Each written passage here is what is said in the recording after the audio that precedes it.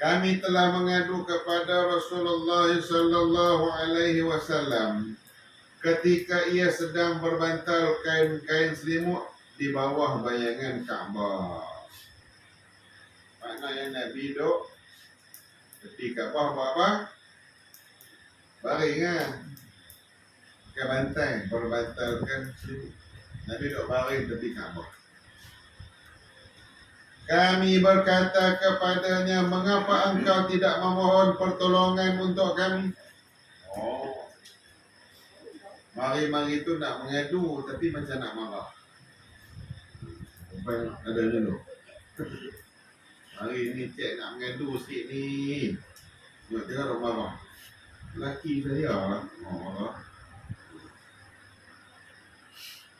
Lepas tanya Nabi, kenapakah kamu tak minta tolong kepada Allah supaya Allah tolong kita? Lepas tanya soalan tu.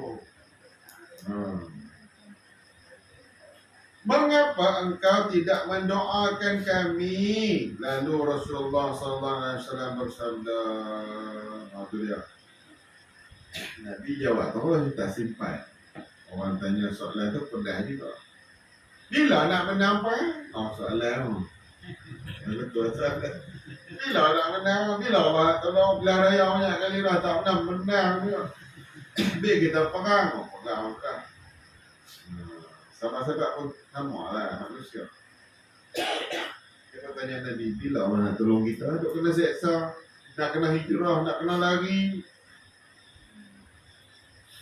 Lalu Nabi menjawab, sesungguhnya orang dahulu daripada kamu, ada di kalangan mereka orang yang diambil, lalu dikorek lubang untuknya, maka diletakkan dia ke dalam lubang itu, kemudian dibawa gergaji, lalu diletakkan gergaji di atas kepalanya, kemudian dibelah dua.